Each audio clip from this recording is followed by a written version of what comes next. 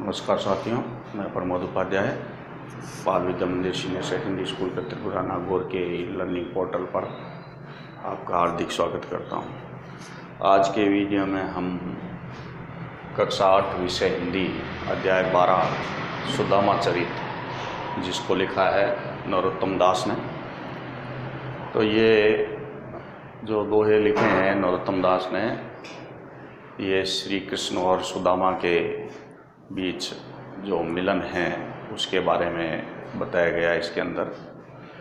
तो जानते हैं कि किस प्रकार श्री कृष्ण जो हैं सुदामा से मिलते हैं। शीस पगा ना जगा तन में प्रभु, जाने को है बसे कई ग्रामा। धोती फटी सी लटी दुपटी, उपान को नहीं श्यामा। द्वार खड़ो द्विज दुर्बल, एक रहो चकीसो वसुधा अभिरामा। पूछत दीन दयाल को धाम, बतावत आपनो नाम सुदामा। ऐसे ब्याहल ब्यावन सुन, पग कंटक जाल लगे पुनि जोए।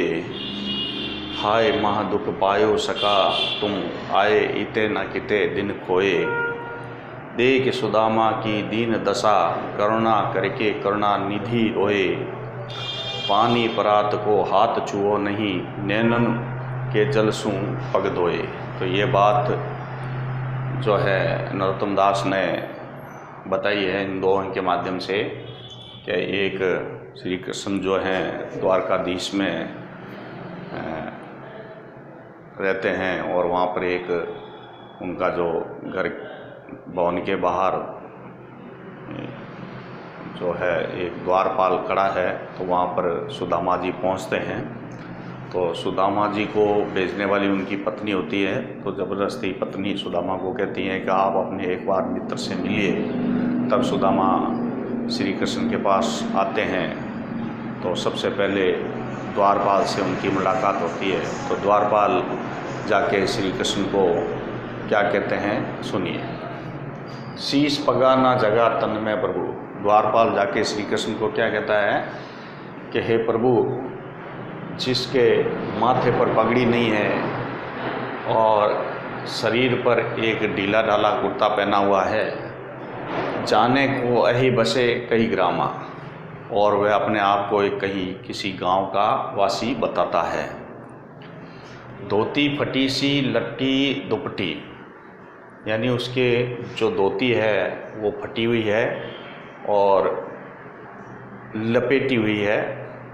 दुपटी यानी गमछा जिसको कहते हैं, गमछा कंधे पर है और धोती फटी हुई सी है। और उपानों को नहीं शामा, और पैरों में कोई जूते चप्पल नहीं है, नंगे पाँव हैं।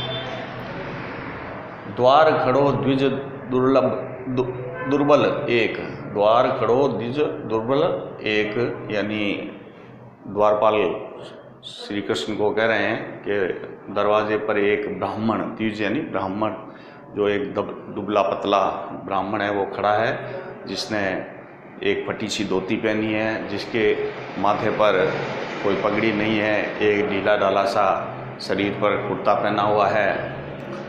रहो चक्षु वसुधा विरामा, और इस द्वारकाधीश की जो पृथ्वी है, जो सुंदर पृथ्वी है, उसको आश्चर्यचकित होकर देख रहा है। पूछत दीन दयाल को धाम, बतावत आपनो नाम सुदामा। और हे प्रभु, वो पूछ रहा है कि श्री कृष्ण का जो धाम है वो कहाँ पर है, और अपना नाम सुदामा बता रहा है। ये बात द्वारपाल ने श्री कृष्ण को कही। तो ये बात कहने पर जब नाम सुदामा बताया तो श्री कृष्ण चौंक कर उठे और भागकर दरवाजे पर गए, और वहाँ पर सुदामा खड़े थे।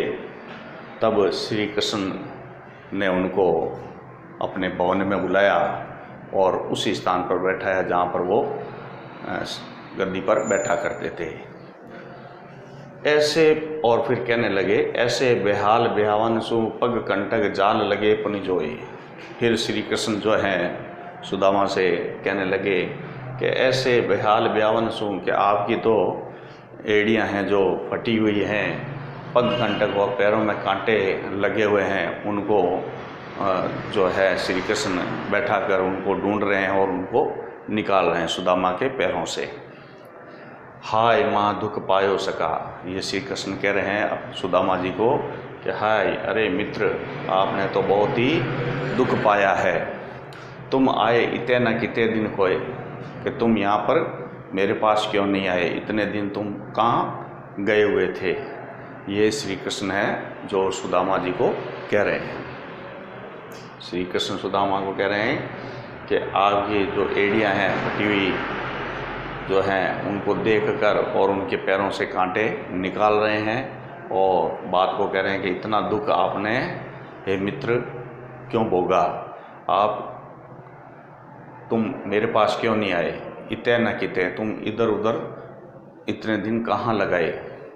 देख सुदामा की दीन दशा, इस प्रकार श्री कृष्ण ने सुदामा की इस प्रकार की गरीब दशा को देखकर करुणा करके करुणा नदी रोए। करुणा नदी यहाँ पर श्री कृष्ण को कहा गया है। जो श्री कृष्ण है वो करुणा भाव से उनकी दीन दशा को देखकर उनके भाव जो हैं वो करुणा में हो गए और रोने लगे, आंखों में आंसू आ गए उनकी दीन दशा को देखकर सुदामा की। पानी परात को हाथ छुओ नहीं, नैनन के जल सूं पग धोए। और इस प्रकार उन्होंने जो पैरों के लिए पानी धोने के लिए जो बर्तन जो था पानी परात, यानी पीतल की थाली में जो पानी लाकर पैर धोते हैं, तो उससे श्री कृष्ण ने उनके पैर नहीं छुए, जबकि उनके जो आँखों से आंसू निकल रहे थे उन्हीं से सुदामा के पैर धो दिए। तो इस प्रकार जो उनका रोना श्री कृष्ण का आया वो किस प्रकार से आया, सुदामा की इस प्रकार की दशा को देखकर। तो उन्होंने पानी के परात को, तो परात का जो पानी था उसको तो छुआ ही नहीं, और अपने आँखों से निकले आंसू से ही उनके पैरों को धो दिया। तो इस तरीके से श्री कृष्ण का सुदामा से मिलन हुआ, और श्री कृष्ण सुदामा की इस प्रकार की दशा देखकर बहुत ही दुखी हुए और वह करुणा भाव से रोने लगे।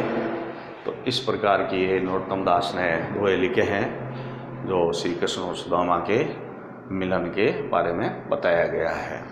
तो इसको आप नोटबुक में नोट कर लेंगे। इसमें थोड़े कठिन शब्द हैं, उनको मैं बता देता हूँ। शीश का मतलब होता है सिर, पगा यानी पगड़ी,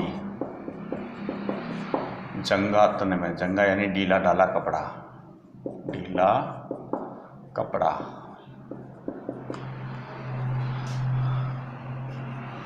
बसे कहीं ग्राम, ग्राम यानी गांव, गांव के वासी, बसे यानी वासी बताया गया है। द्वार या धोती, फटी सी, लटी दुपटी, दुपटी यानी गमछा, और पाँव उपान, उपान यानी जूते चप्पल,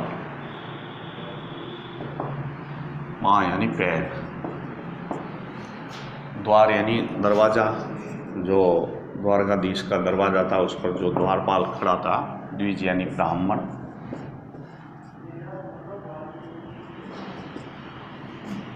दुर्बल यानी कमज़ोर, दुबले पतले, चकिशो यानी आश्चकित, चकित होकर, वसुधा यानी पृथ्वी, अभिरामा यानी सुंदरता, सुंदर, वहाँ की सुंदर भवन को देखकर, वहाँ के सुंदरता को देखकर चकित होकर देख रहे थे। पूछत दीन दयाल, दीन दयाल यहाँ पर श्री कृष्ण को कहा गया है। धाम यानी भवन, बतावत यानी बताता है, अपनो नाम यानी सुदामा। ऐसे बिहाल बयान यानी एड़ियाँ फटी हुई, फटी हुई एड़ियाँ, फटी हुई एड़ियाँ। पग कंटक पैर, कंटक यानी कांटे, जो यानी ढूंढने, बार बार पुनी पुनी जोय, ठीक है। हाँ महादुख, महादुख यानी बड़ा दुख। सखा यानी मित्र, इतने न किते, तुम इधर क्यों नहीं आए, इतने दिन, इतने इधर, इतने दिन कहाँ गए, इधर क्यों नहीं आए, मेरे पास क्यों नहीं आए। देख सुदामा की दीन दशा यानी गरीब दशा, गरीब दशा। करुणा यानी दया भाव, रोए, करुणा नदी यानी श्री कृष्ण।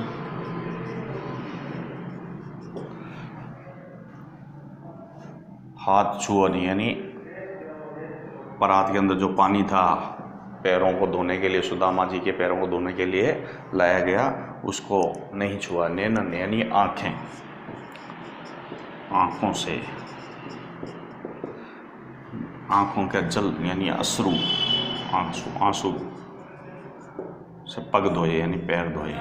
तो इस प्रकार से ये रोए हैं जो आप नोटबुक में नोट कर लेंगे और कठिन शब्दों को भी नोटबुक में नोट कर लेंगे। तो आज की वीडियो में इतना ही। अगले वीडियो में मैं आपको इसका अगला भाग लेकर आऊँगा। तब तक के लिए धन्यवाद।